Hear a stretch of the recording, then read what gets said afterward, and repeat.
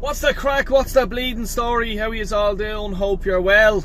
I'm still not recovered over the Everton fixture. Nightmare, you know. Yeah, just so annoyed. We're about as sharp as a fucking butter knife, in my opinion. Maybe wrong. I'm only a fucking idiot. Anyway, before we get into it, please do smash that like button. Subscribe if you're new around here. Absolute legends.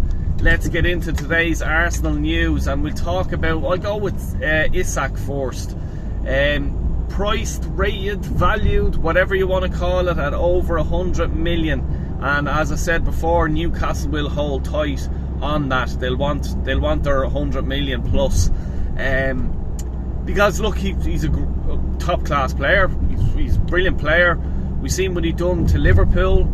You know, you don't score a goal like that against Liverpool, against Van Dijk, you know, outside the edge of the box and just bleeding, blasting it and stuff like that.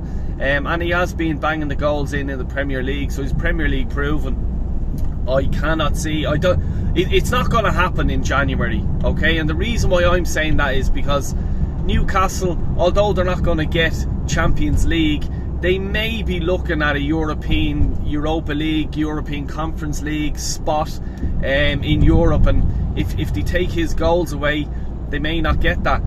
So they would be foolish to actually sell him in January, and we all know they don't need the money, you know. So I can see this being happening in probably the summertime, and I'm not saying just at Arsenal. There will be a few clubs around Europe, not just only the Premier League. So yeah, look, we'll have to see what happens with that one. I want to talk about Alphonso Davies, the Bayern Munich player. He's only 24 years of age. He's a baller. For me, he is a baller.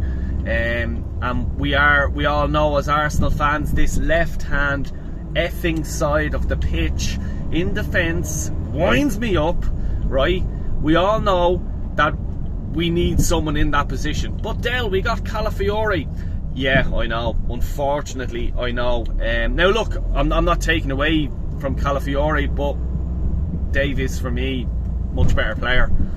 He's able to bomb forward, get forward. He's good with carrying the ball, crossing it, taking shots. You know. Now I don't want to compare players. I hate doing that. It wrecks me head. Trent, I'm just saying, sort of like, you know, when Trent bombs down that left hand side, you know what I mean, whipping balls in, taking shots, pinging balls onto Salah, absolute quality, you know. And that's something like Arsenal need, like, you know what I mean. It's sort of a, you know, a game changer-ish sort of type of player. And what I mean by that is, and I'm going to get into it now, what Thierry Henry said last night when he was on Sky Sports. He was talking about Arsenal's attack and stuff like this. The way everything is going, like, it always goes to Saka. You know what I mean? If Odegaard's not on point, which he hasn't been the last while, it just, send it over to Saka. And the Premier League defenders now are well aware of this. You know what I mean? Every Premiership team now knows what way Arsenal play. Fulham, Everton, need I say more? You know, so it's frustrating that we don't have a plan B. And the thing what I'm talking about Alphonso Davies is because Martinelli, Thierry Henry said it last night, he has pace. Reminds me of Theo Walcott now. That's as far as he's after going. And for me, Theo Walcott had no finishing in him whatsoever. Martinelli bombs forward, hits a wall. Oh God, I'll just go back. And for me, when he first arrived at Arsenal, he started breaking into the team. And Jurgen Klopp, I rate him. He's a proven manager. He says he's one of the most exciting players in Europe at the moment, in the world, I think it was, he said. And what has happened to him? Like, he used to bomb forward, go forward, try to beat a player. Remember the Chelsea game? He got the ball from the halfway line, just went straight for goal, and he done the celebration, you know, this in front of the thing. Where has that Martinelli gone? It's been coached out of him. That's where it's gone. It has been 100% coached out of him by Arteta, because he's having to worry about this left back position. If he doesn't track back, he's out of position. He'll get a fucking earful. let's be honest about it. You look at Salah of Liverpool. Jeez, I'm talking about Liverpool a lot today. But, you know what I mean? He had the freedom to just go down, cuts in, score, and you know what I mean? And Salah's one of the best players in the Premier League at the minute. And consistently throughout the years for a long time. But Martinelli is just, he'd bomb forward, hits a wall, and comes back. You know, we've never come to the left-hand side. Oh, let's change it up, right? They've copped on what Saka's going to do. Let's go over to the left-hand side and you try and, like, you know, swap over, lads, or do something, like, you know. But Arteta doesn't have that. And Alphonso Davies, for me, would probably give that a bit of security for Martinelli. Like, you know, he'd bleed and bomb by him himself and just go, fucking hell, I want to do that. But it's frustrating. But anyway, the reason why I'm saying Davies is because he is available for free in January to sign for a Premier League club, and any club not in Germany. He's, you know, it's a free transfer. Pretty interesting if you ask me. I'd definitely take him. But see, the only thing about it is Real, Liverpool, United, Barca, all the big dogs are in looking for him, and it'll be very hard to get him on a free transfer. You'll have to pay a lot of money for him, but he is only 24, and I suppose you would make your bang for your buck with that. Here's a player now I want to talk about. Would you sign him for Arsenal? It's Rashford. Don't don't fucking shoot the messenger here. There's been talk he's available for 40 million. United want to sell him. He's not a part of Ruben Amorim's United. He's dropped them, hasn't been playing the last few games, and Rashford, I'm sure, will be looking to get out. And the only reason why this is really like linking Arsenal, because everyone knows Arsenal need a striker. Rashford is available, and he is available in January. I'm not saying I want him. He's available for 40 million. I wouldn't pay 40 pence for him, and that's being honest with you. I'm not into his attitude. If things aren't going his way, he throws the toys out of the pram and it's done. We don't need that at Arsenal. You know what I mean? I don't want United's rubbish. Let him go off elsewhere. Let him go over to Germany or something like that and try to rekindle his career, because I'm not into it. And talking about rekindling career, we already have Raheem Sterling.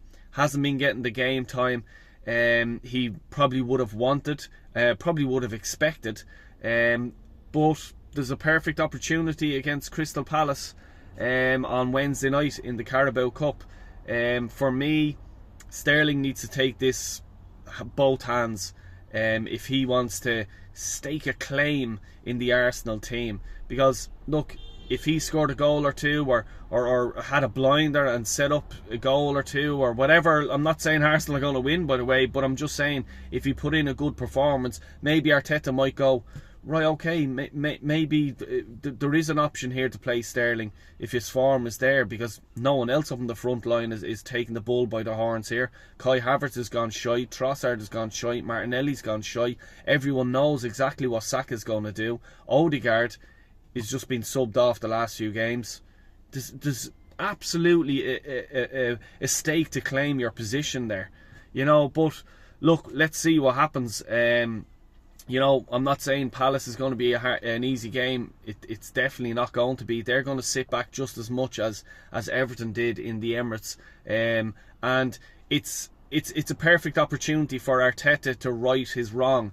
You know what I mean? As in, like, go, look, we didn't do it against Everton, but we slapped a few goals in against Crystal Palace. Let's see what happens. And on that note as well, Arsenal, we're so predictable, and I was just thinking, why doesn't he try swap the wings with Saka or Martinelli or Trossard or something like that, or try and play Odegaard and Nwaneri together? You know what I mean? It's thinking outside the box. It's doing something different, because Arsenal are so predictable. It's unbelievable. I coach an under fucking 13s boys football team, and I know what way Arsenal are, and they've no plan B. You know what I mean? Hence the Everton game the weekend. On another note, Gary Lineker, good old Gary. Gary is he's a rich man. He lives in a beautiful part of England. I don't even know where. It's London somewhere, is it?